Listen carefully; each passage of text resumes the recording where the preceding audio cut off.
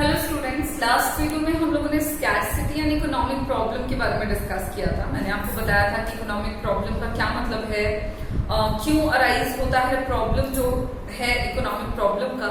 Economic problem मतलब हम लोगों ने देखा था कि इकोनॉमिक प्रॉब्लम मीन्स हो गया कि जब भी हमको चुनना पड़ता है, चॉइस जब करना पड़ता है अमंग द स्कैरसिटी, मतलब स्कैरसिटी अवेलेबल है, कमी है हमारे पास, और उनमें से जब हमको चुनना पड़े तो वो जो प्रॉब्लम होती है उसी को हम जनरली इकोनॉमिक प्रॉब्लम के नाम से जानते हैं, जो किसी भी इकोनॉमी में देखने को मिलता है। रीजन भी डिस्कस किया था कि क्यों, तो शॉर्ट में हमने बात करी थी कि रीजन ये है कि जो रिसोर्सेज हैं, जो साधन अवेलेबल हैं वो लिमिटेड होते हैं, उनकी मात्रा सीमित है, पर जो इच्छाएं हैं, जो वांट्स हैं लोगों की, वो अनलिमिटेड है। चाहे आप इंडिविजुअल टर्म्स में बात करो या आप एज अ होल में बात करो, पूरे इकोनॉमी की बात करो, तो वही बात है। तो इकोनॉमिक प्रॉब्लम का बेसिकली वही मतलब था और उसके कॉजेज भी हमने देखे थे। आज देखो क्या करेंगे, तो इस वीडियो में उन्हीं बातों को जरा और डिटेल में और थोड़ा लिख करके हम समझेंगे। लास्ट वीडियो में मैंने आपको जो शॉर्ट में बता दिया था, चलो आज थोड़ा डिटेल में बात करते हैं। ओके, सो आज हम लोग बात करने वाले हैं स्कैरसिटी एंड इकोनॉमिक प्रॉब्लम के बारे में। Okay, so meaning of scarcity, सबसे पहले अगर समझे कि स्कैरसिटी का क्या मतलब है, तो स्कैरसिटी मतलब हो गया आपका इन जनरल कमी होता है। देखो, इन आवर डेली लाइफ, अपने डेली लाइफ में अगर हम स्कैरसिटी वर्ड सुनते हैं तो इसका मतलब क्या समझेंगे?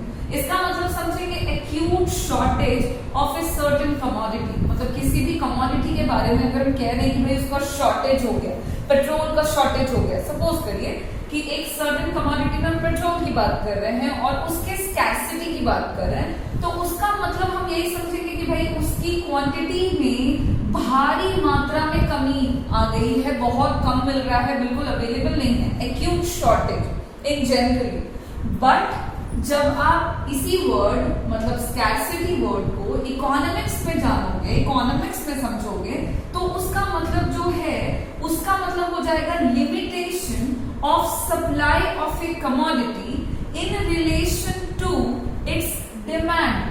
अगर हम स्कैरसिटी वर्ड को इकोनॉमिक्स में जानना चाहें तो इकोनॉमिक्स में क्या समझेंगे कि कोई भी एक वस्तु है, उस वस्तु का जो भी डिमांड किया जा रहा है, जो भी मांग हो रही है, वो उसके सप्लाई के कंपैरिजन में ज्यादा है। मतलब सप्लाई जो है वो लिमिटेशन में है, सप्लाई लिमिटेड है, और जो डिमांड है वो कंपैरेटिवली ज्यादा है।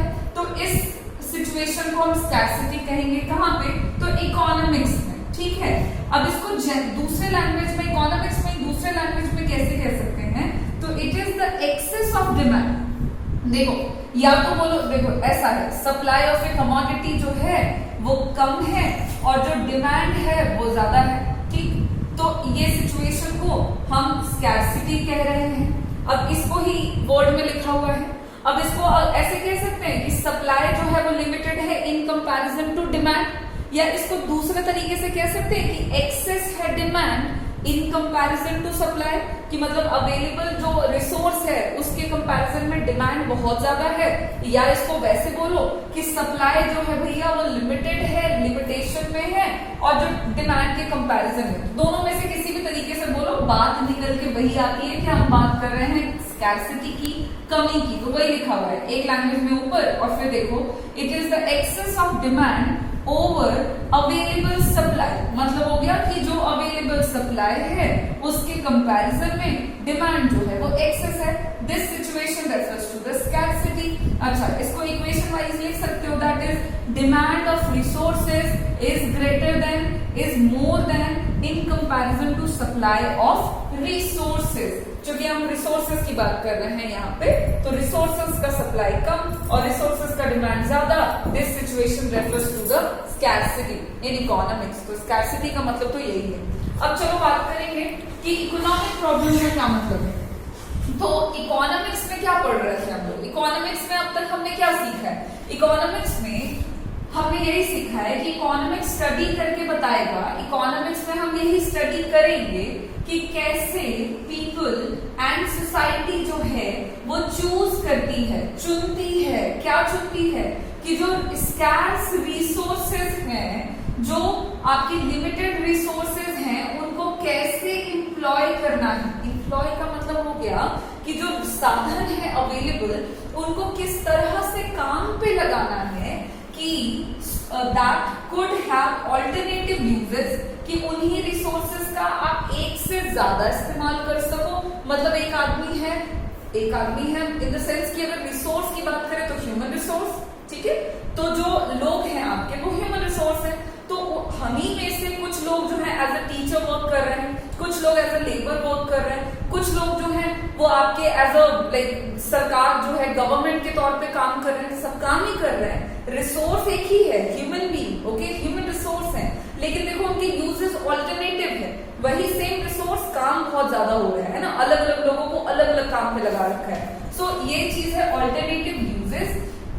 इन order to produce various commodities, क्यों उनको इस तरह से एम्प्लॉय करना है कि उनका अलग अलग इस्तेमाल कर सको, ताकि हम अलग अलग तरह के कमोडिटीज को क्या कर सके, प्रोड्यूस कर सके, ताकि हम सेटिस्फाई कर पाए वांट्स को, इच्छाओं को पूरा कर सकें और डिस्ट्रीब्यूट कर सकें, बंटवारा कर सकें। देन किनको, तो देन मतलब यहाँ कमोडिटीज की बात हो रही है, अपनी इच्छाओं को पूरा भी कर लें और फिर उनको डिस्ट्रीब्यूट कर दें कंजम्पशन पर्पस के लिए। किसके किसके बीच में, तो among various persons and group of, मतलब ग्रुप इन अ सोसाइटी, मतलब या तो अलग अलग लोगों के बीच में बांटो या फिर समाज जो है डिफरेंट डिफरेंट आप उनके बीच में बांटो। तो इकोनॉमिक्स इज ऑल अबाउट कि भैया रिसोर्स है लिमिटेड, इच्छाएं हैं अनलिमिटेड, ऐसे काम करो रिसोर्सेज का कि लिमिटेड रिसोर्सेज को ऐसे काम पे लगा दो कि उनका ऑल्टरनेटिव यूजेस हो सके, अलग अलग तरह के गुड्स एंड सर्विसेज को बना सके और अपनी इच्छाओं को हम पूरा कर सके एज एन इंडिविजुअल एंड साथ ही साथ सोसाइटी की भी इच्छाओं को पूरा कर सके। सो यहाँ पर अगर आप इकोनॉमिक प्रॉब्लम के बारे में जानना चाह रहे हो एक लाइन में, तो जो प्रॉब्लम है कि कैसे चुने, एम्प्लॉय करें स्कैर्स रिसोर्सेज को, ये जो चुनाव है ना, this is called economic problem. उसे यहाँ एक लाइन में लिख दिया है, the problem of making a choice is called economic problem in situation of scarcity. कह सकते हो कि कमी में जब चुनाव करने की समस्या उत्पन्न हो तो उसी समस्या को आर्थिक समस्या कहते हैं, ठीक है, इकोनॉमिक प्रॉब्लम कहते हैं। So this is called an economic problem. It's very simple. और अगर आप इकोनॉमिक्स को डिफाइन करना चाह रहे हो तो एक तरीके से और डिफाइन कर सकते हो, the study about the economic problem is called economics. Simple, एकदम, इससे ज्यादा इजी कुछ नहीं। अब देखो कॉजेस की बात करें तो हालांकि हमने बात कर रखा है, इट वाज जस्ट रिपीट चल रहा है ये। तो कॉज की बात करेंगे इकोनॉमिक प्रॉब्लम की, तो दो कॉज है। पहला कॉज है कि ह्यूमन वांट्स आर अनलिमिटेड, मनुष्य की इच्छाएं जो है वो असीमित है, भाई जरूरत से ज्यादा है, एक पर एक आती रहती है, हर दिन आती है, हर सेकंड आती रहती है, ठीक है, नई नई इच्छाएं। और बट हैविंग डिफरेंट प्रायोरिटीज, एक तो कि अनलिमिटेड है और प्रायोरिटीज अलग अलग है। मुझे जो चाहिए वो आपको नहीं चाहिए होगा, जो आपको चाहिए आपके फ्रेंड को नहीं चाहिए होगा। तो हमें चाहिए बहुत सारी चीजें, लेकिन पर्सन टू पर्सन जो प्रायोरिटीज है ना, जो प्राथमिकताएं हैं जरूरतों को पूरा करने की, वो अलग अलग है। तो ये पहली समस्या है कि इसके कारण हमको क्या करना पड़ता है, तो चॉइस करना पड़ता है, ठीक है, क्योंकि अनलिमिटेड है तो सब नहीं पूरा कर सकते, कुछ ही पूरा करेंगे, तो कौन करोगे ये चुनो। और क्योंकि अलग अलग प्रायोरिटीज हैं, हमें अलग अलग बहुत तरह की चीजें चाहिए, तो उनमें से हमें क्या जरूरी की चीज चाहिए या बाकी लोगों को क्या चाहिए, तो उसके कारण भी आपको क्या करना पड़ता है, चुनना पड़ता है, और इकोनॉमिक प्रॉब्लम जो है वो अराइज होता है।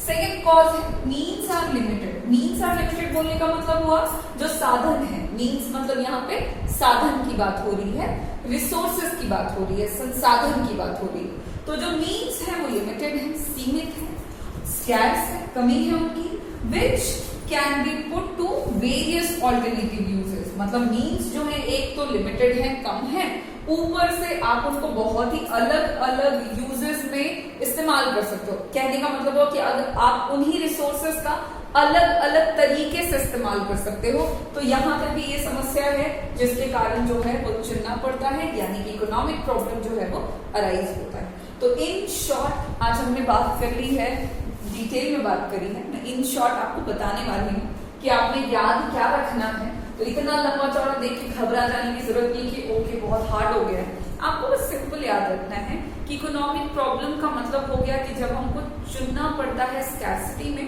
तो that problem is called an economic problem.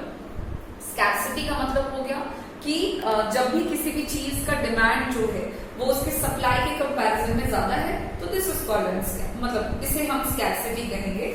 और कॉजेस की बात करें कि क्यों है इकोनॉमिक प्रॉब्लम, तो दो रीजन, ह्यूमन वांट्स अनलिमिटेड हैं, मींस जो है वो लिमिटेड हैं, जिसके कारण प्रॉब्लम जो है वो उत्पन्न होता है किसी इंडिविजुअल के सामने भी और किसी भी इकोनॉमी, किसी भी देश के सामने। यहाँ तो देखो बच्चों हमने बात कर ली है। आज इसके आगे के टॉपिक में हमारे पास सिर्फ एक टॉपिक है बचा हुआ, जिसमें हम इकोनॉमिक्स को इंट्रोड्यूस कर रहे हैं, फिर उसके बाद हमको स्टैटिस्टिक्स शुरू करना है। उसके आगे हम बात करने वाले हैं इकोनॉमिक एक्टिविटीज के बारे में कि किसे कहते हैं, तो वो हम नेक्स्ट वीडियो में करते हैं और फिर उसको भी डिटेल करेंगे। Thank you.